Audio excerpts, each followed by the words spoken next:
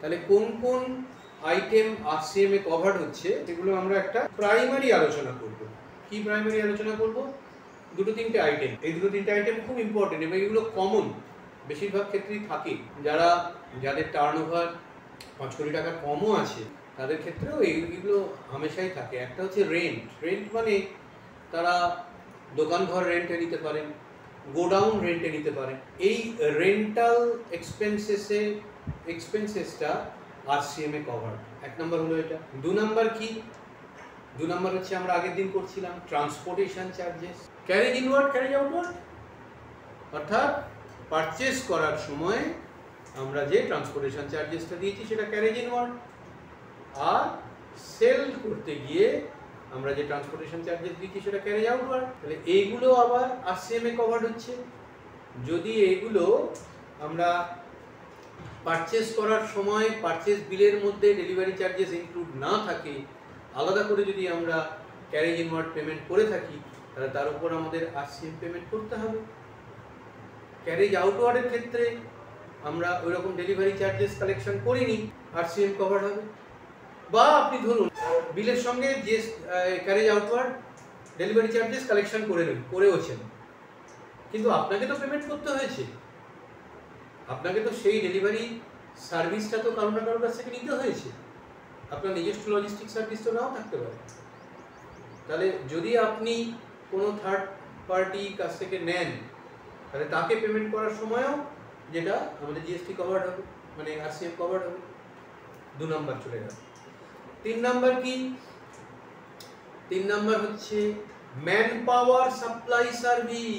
Man power supply service প্রায় দেখবেন এখন তো একটু কোনো জায়গাতেই গিয়ে আমরা দেখি যে কোনো একটা ইনস্টিটিউটে ঢুকছেন, দেখে সেখানে গিয়ে বাইরে একজন সিকিউরিটি গার্ড, সেই আপনাকে প্রথম এন্ট্রিটা দিতে সাহায্য করছে, সেই আবার কিছু রেজিস্টার মেনটেন করছে, সেই আবার কাউন্সেলিং রুমে আপনাকে বলছে যে যান।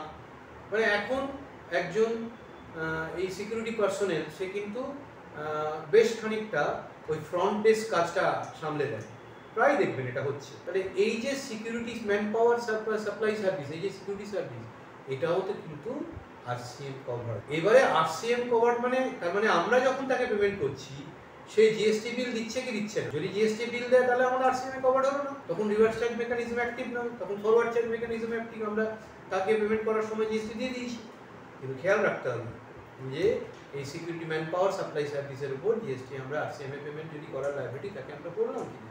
তাহলে এই যে দুটো তিনটে সার্ভিসের কথা আমরা উল্লেখ করলাম, এই দুটো তিনটে সার্ভিস খুব কমন সার্ভিস। এবারে আমার বক্তব্য হলো আমরা তো জিএসটি কোর্স করতে এসে শিখে গেছি যে এগুলো সমস্ত আরসিএম এ কভার, কিন্তু যখন মান্থলি রিটার্ন সাবমিট করেছি, জিএসটিআর 3D সাবমিট করেছি, তখন আমরা ওয়াকিবহাল ছিলাম না। তো এখন আমাদের কি কোনো রেকটিফিকেশনের স্কোপ আছে? কিভাবে করব? প্র্যাকটিক্যাল অ্যাপ্রোচ, এটাই হচ্ছে প্র্যাকটিক্যাল ট্রেনিং। স্যার ওই অ্যানুয়াল রিটার্ন মানে জিএসটিআর 9 দিয়ে স্যার আমরা অ্যানুয়াল রিটার্নে জিএসটিআর 9 দিয়ে রেকটিফিকেশন তো করব, কিন্তু what will be the process, কিভাবে করব?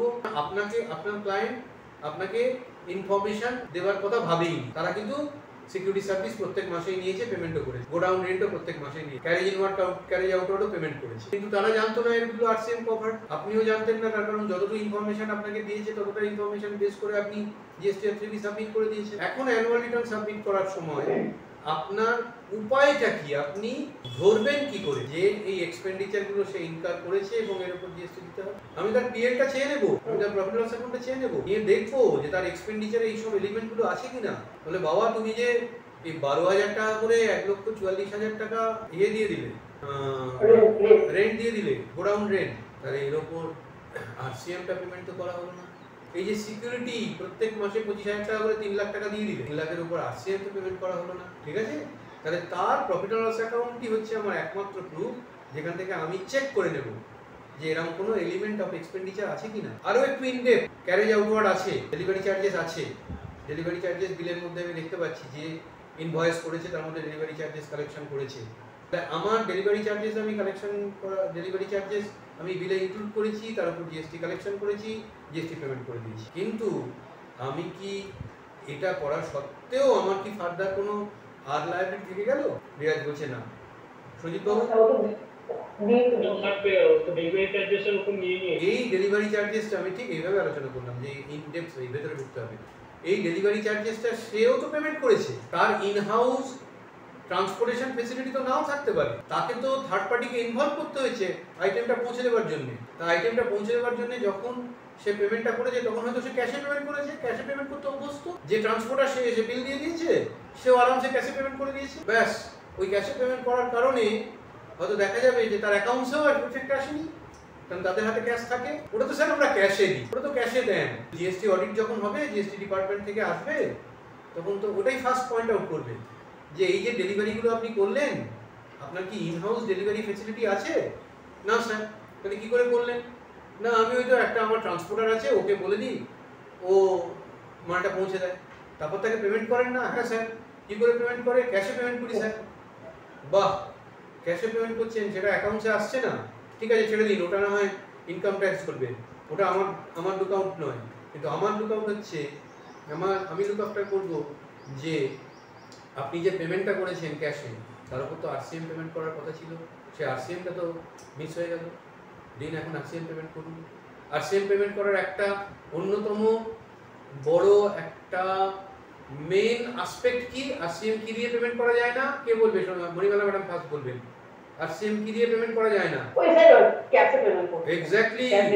আরসিএম ক্রেডিট লেজারের সঙ্গে অ্যাডজাস্ট করে। হ্যাঁ, আরসিএম আইটিসি দিয়ে পেমেন্ট করা যাবে না, আরসিএম ক্যাশে পেমেন্ট করতে হবে। তো তারা ধরবেই, বোঝা গেল?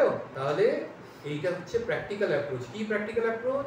না আমরা এই যখনই শিখলাম আরসিএমটা, তখনই সেই আরসিএমটা প্র্যাকটিক্যালি ইমপ্লিমেন্ট হচ্ছে কিনা, যদি না হয়ে থাকে সেটাকে খুঁজে বের করে জিএসটিআর 9 এ সেই রেক্টিফিকেশনটা করে ফেলা।